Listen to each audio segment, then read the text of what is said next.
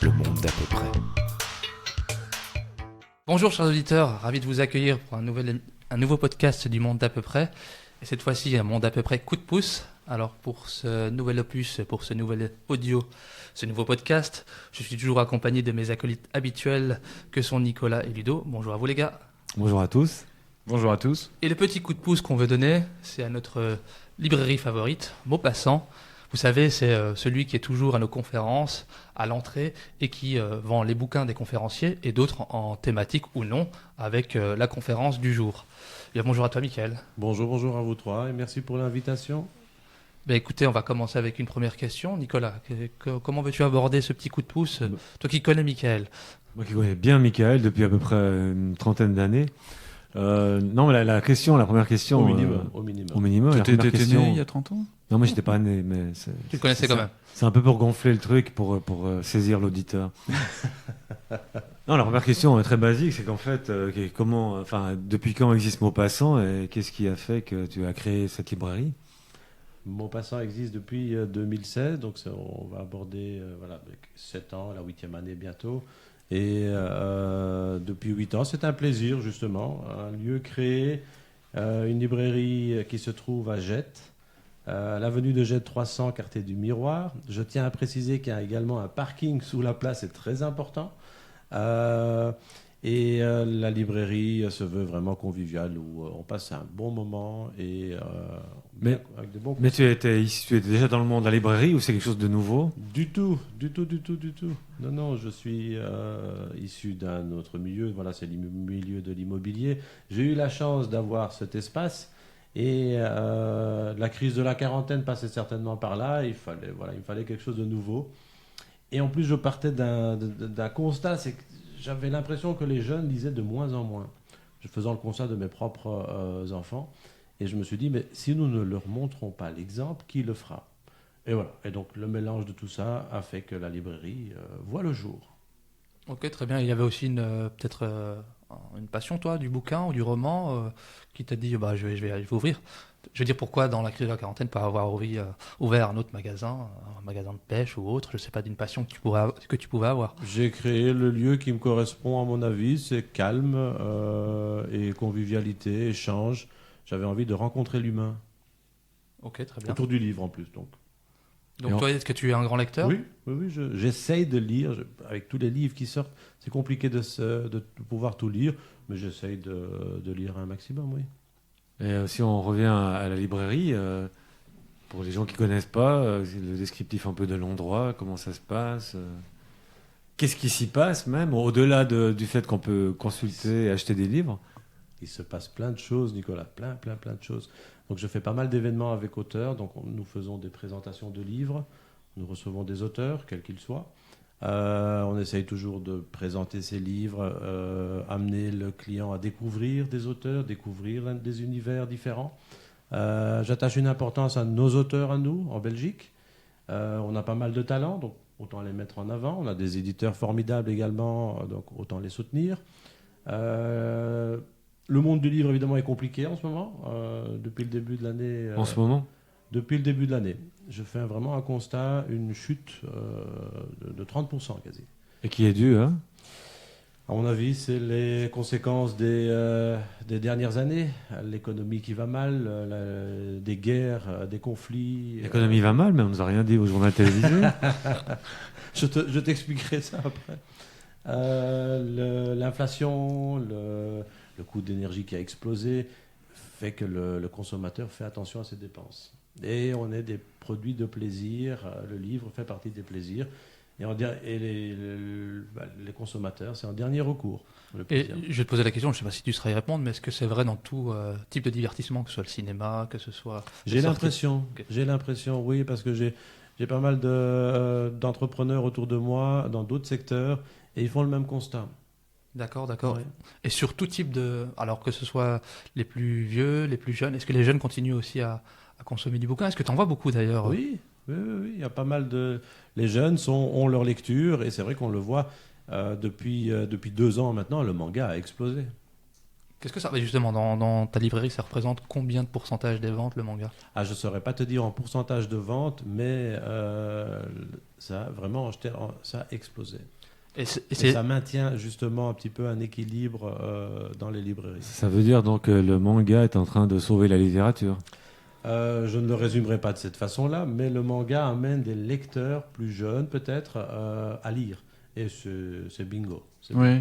Et est-ce que ça les incite un peu de curiosité vers d'autres sortes de littérature, ou peut-être quand ils grandissent, quand ils vieillissent, à se tourner vers d'autres types de récits? Je pourrais te répondre à cette question dans 3-4 ans, quand ils auront atteint un âge un peu plus mature, je crois. Mais, là, je ne sais pas.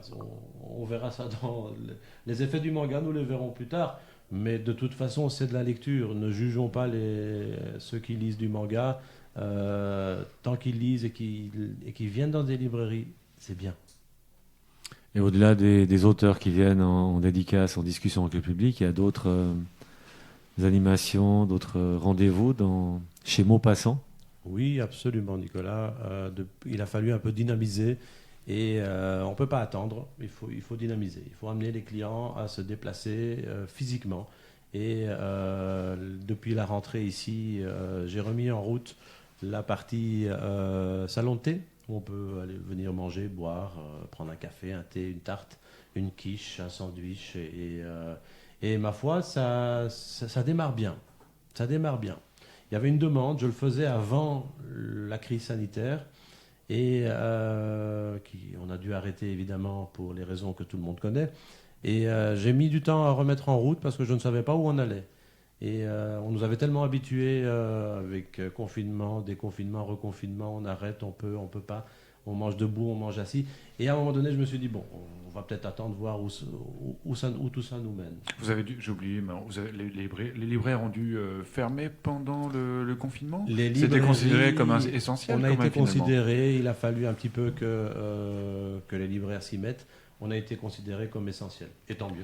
Et à ce moment-là, vous avez, parce que alors, Amazon a connu une explosion de ses ventes, une grosse augmentation. Est-ce que vous avez vu une augmentation de la fréquentation à ce moment-là? Non, du tout. C'était compliqué. Les gens avaient peur. Oui. Les gens avaient peur. Voilà, oui. La peur les faisait garder chez eux, et puis on les a quand même assez drillés pour qu'ils ne sortent pas. Mm-hmm. Après aussi, ils peuvent avoir peur de certains livres. Il y a des livres qui peuvent faire peur aussi, pour des raisons diverses et variées. Non, les livres ne font pas peur. Il n'y a pas de livre il y a aucun livre qui fait peur. Il n'y a aucun livre qui ne fait peur. Il y a des gens qui sont impressionnables. C'est l'inconnu du sujet qui peut évidemment effrayer. Nicolas, tu es bien placé pour le savoir. Tu as un roman, Pax Dystopia, que tout le monde connaît, je suppose, qui a beaucoup effrayé, mais finalement, il s'est bien vendu. Je ne pense pas qu'il est spécialement effrayé. Je pense qu'il a plutôt interpellé. Et finalement, il a répondu à beaucoup de questions. Et qu'effectivement, c'est ce qui a fait qu'il s'est, entre autres, très bien vendu. Absolument. D'où l'intérêt d'avoir un libraire qui conseille et qui explique et qui emmène les lectrices et lecteurs à des univers différents, dont le tien. Et c'était vraiment super.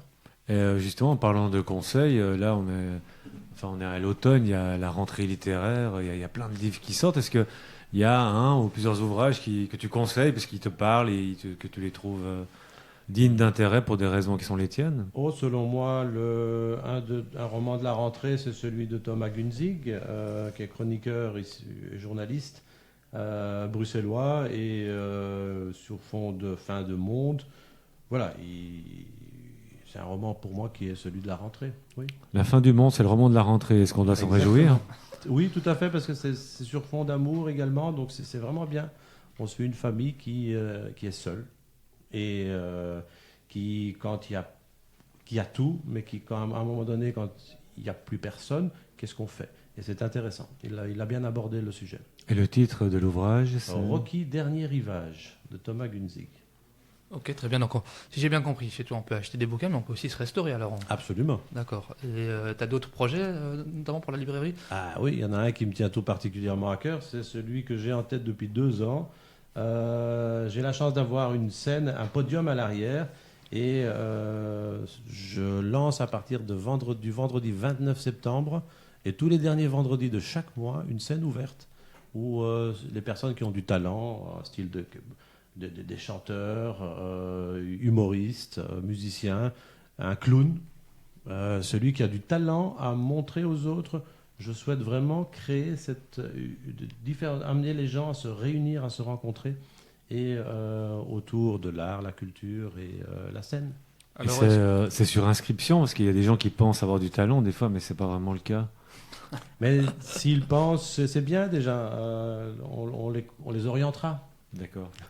Mais c'est vraiment, donc c'est des soirées libres, ouvertes au public. La soirée est totalement libre. On peut accueillir une 60aine de personnes à l'arrière. La scène est aménagée. Vraiment, ça va être chouette. Et j'ai hâte d'être à vendredi soir. Et donc c'est genre tous les derniers vendredis du mois à 20h. À 20h. Tous les derniers vendredis du mois à 20h. Et pour les personnes, les auditrices et les auditeurs qui nous écoutent, si vous avez du talent, vous jouez d'un instrument, vous savez chanter. J'ai cru comprendre que Ludo, tu chantais, non? Ouais, je chante pas mal, mais je ne postulerai pas, non. Contactez la librairie info@maupassant.be et envoyez-nous une vidéo ou même une prise de contact et on essaiera de vous programmer dans les mois qui viennent. Donc ce sera un peu une espèce de comédie club, quoi, un peu comme on peut voir à New York. Oui, le principe du stand-up, mais pas que de l'humour. Mais ce ne sera pas le Maupassant Comedy Club. Non. Peut-être ça le deviendra. Hein. Nous verrons. C'est le public, c'est l'ambiance qui nous dirigera et puis on verra bien où ça nous mène tout ça.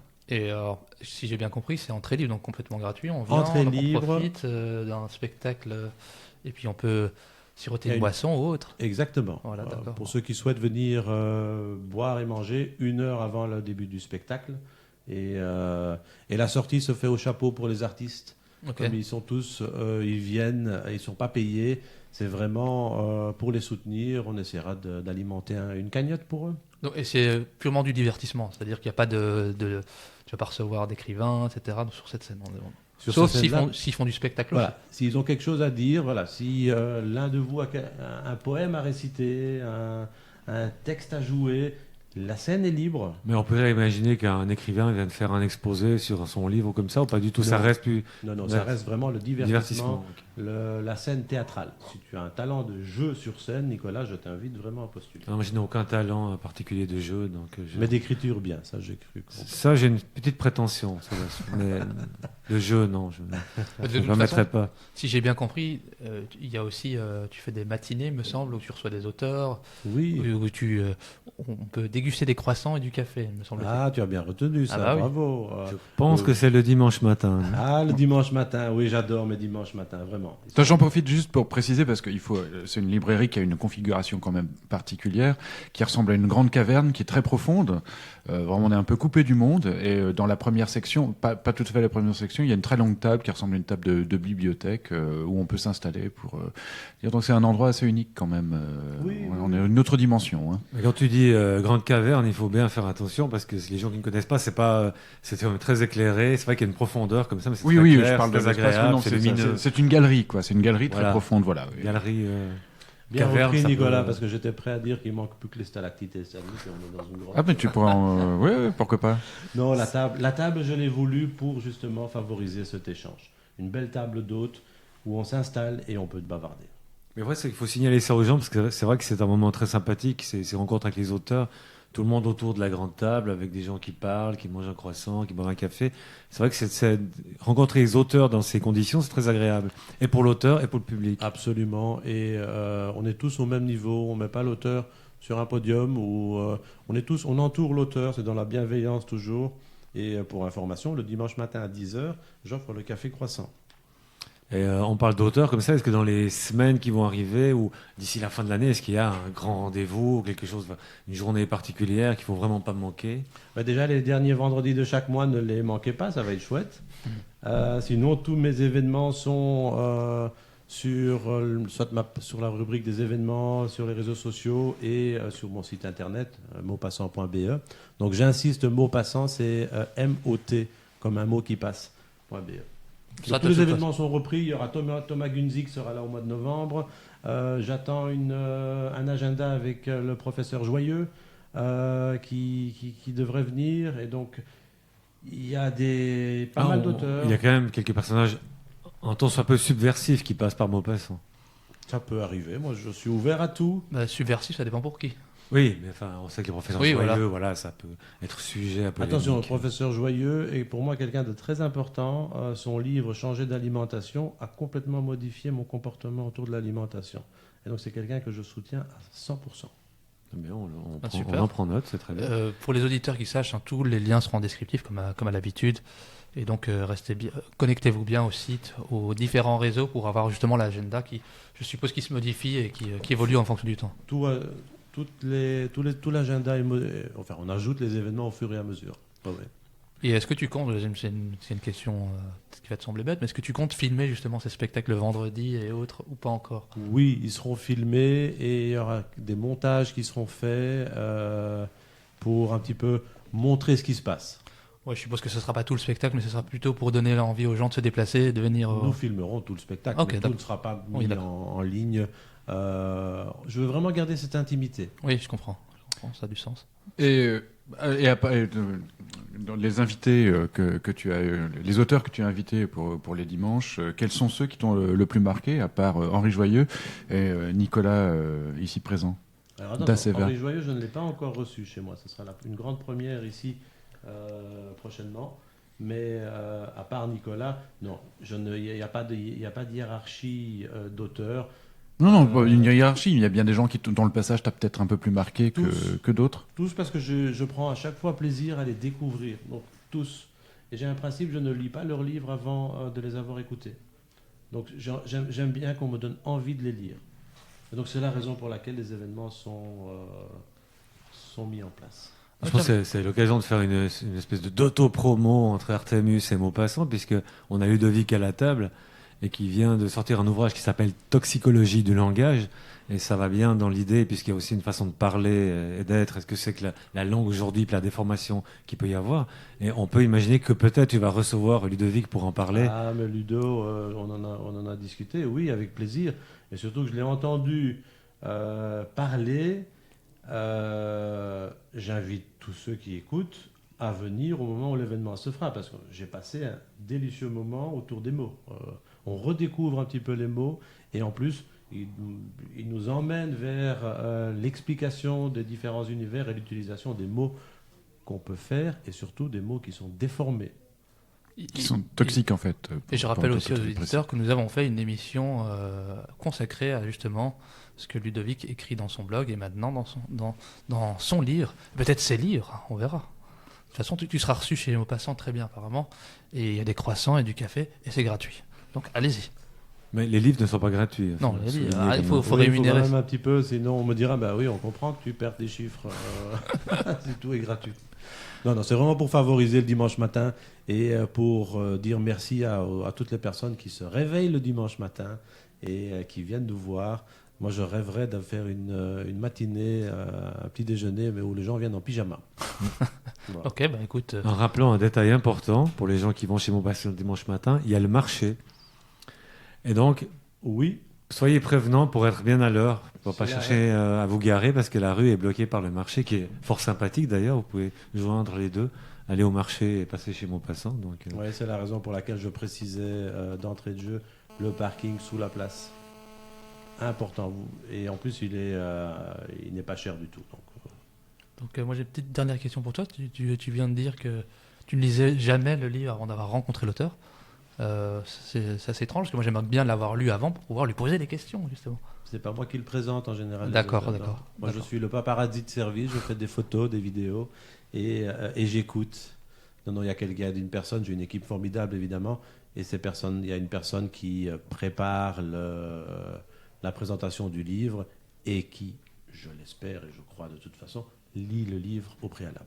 D'accord. Et c'est une espèce d'interview ou c'est plutôt un échange entre les lecteurs qui sont venus voir justement l'auteur ou comment ça fonctionne exactement? Alors, on présente d'abord le livre. Donc, la personne qui a l'échange avec l'auteur parle du livre, pose des questions. Et une fois qu'on a terminé, il y a les lectrices et lecteurs potentiels qui sont autour peuvent poser des questions. Et puis, on passe à une séance de dédicace et on passe un bon moment.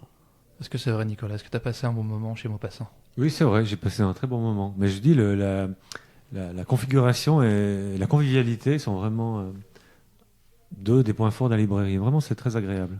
Merci Nicolas, merci. Et ben, je crois que c'est vraiment une très bonne conclusion. On peut terminer là-dessus. Je vais inviter tous nos auditeurs à se renseigner sur Maupassant. Je vais les inviter à aller sur le site, Facebook, il y a Instagram aussi. Instagram aussi, tout à Voilà, fait. on va mettre tous ces liens dans le descriptif de cet audio. Et surtout, inciter les personnes à sortir et à aller pousser la porte des librairies. Alors, on doit encore ajouter ça, parce qu'on l'a déjà dit ici et répété, mais on ne le répétera jamais assez. Allez dans les librairies, acheter des vrais livres en parlant avec des vrais gens et ne restez pas derrière l'écran, en commander en ligne. Absolument. Ça, c'est le conseil majeur à donner à tout le monde. Se retrouver. Retrouver l'humain, ça fait sens. Eh bien, merci Mickaël Merci à vous. pour ton temps et Nicolas et Ludovic, à très bientôt pour une nouvelle émission du Monde d'à peu près. À bientôt. À bientôt. Au revoir tout le monde.